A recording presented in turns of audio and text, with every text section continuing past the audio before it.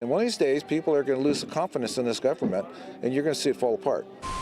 In New York, where 84,000 ballots were just disappeared. That was 1 out of every 4 voters not counted for. They were rejected.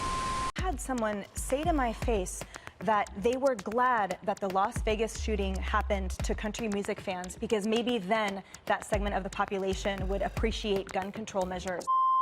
And they're not hurting him, they're hurting us. They're hurting all the people of the United States that voted for Trump.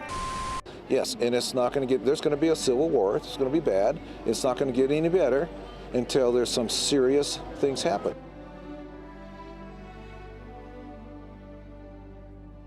In the inevitable upcoming American Civil War, will you fight for radical liberal socialism, or will you fight for conservative values? I'm curious what you're willing to fight for when the Civil War comes.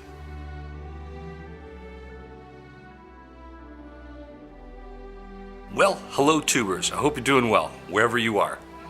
I'm just curious about where you're going to be for the upcoming Second American Civil War.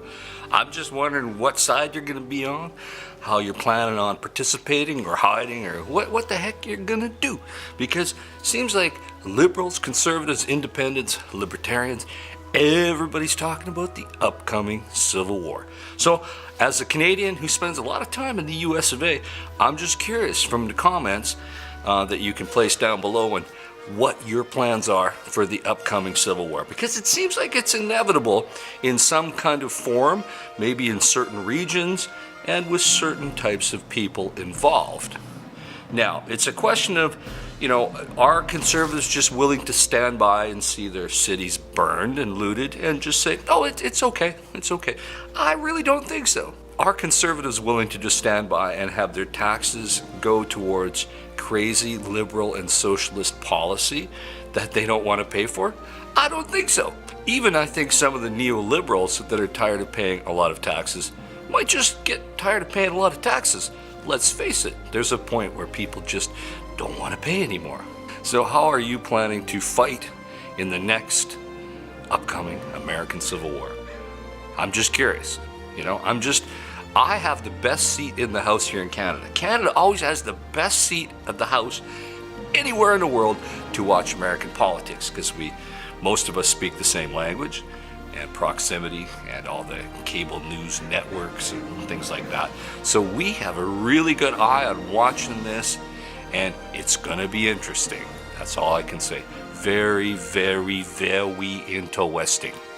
But on a different note, I did save $1,000 today because Carolyn's RV Life decided not to swallow her pride and admit that she was a fake vegan in exchange for $1,000.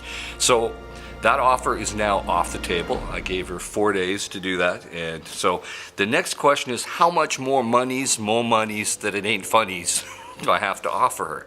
I mean, do I have to offer, a marriage and Canadian citizenship? Maybe I got to do that. Maybe I got to be getting down on my knees saying, Carolyn's RV Life, let's just let bygones be bygones, and let's put the politicking aside and let's just raise a family. Yeah, let's put that money that I was offering to give you towards a nice big RV that we can travel around together and hopefully not kill each other inside. So, if anybody wants to put some suggestions on what I should offer Carolyn's RV Life for a bribe that she admits she's doing fake things, because she's doing a lot of fake things. We all know that. But it's a question of what price does she want to admit it, because she's probably holding out for that top dollar. I'm always curious to ask my American friends if they would prefer their own state that they live in to become an independent republic in the event of an actual civil war. Just curious. Or maybe an alliance of a few states. Maybe the conservative flyover states become a republic against the liberal left and right coasts. Who knows? I'm curious what you would prefer after the second Civil War is over. Because let's face it, the border's got to be redrawn after a civil war. That's just the way it's going to be. Borders are not written in stone. People think the country that they live in, whatever country of the world it is, the border will always be the same. unless you live on a small island, I really doubt it. And I'm thinking it's a lot more preparation for an American Civil War than just ammunition and canned food. I think it's a lot more than that, because you can eventually run out of food and ammunition. So I think it's going to take some stealth, work, some guerrilla warfare maybe, a lot of cyber snooping, because the reality is the left just don't like the right and vice versa. And I think the time is coming that they don't want to live together anymore. This is like irreconcilable differences in a divorce proceeding. It's kind of like the two people are just tired, they want to move on. So that's just my take on the upcoming American Civil War.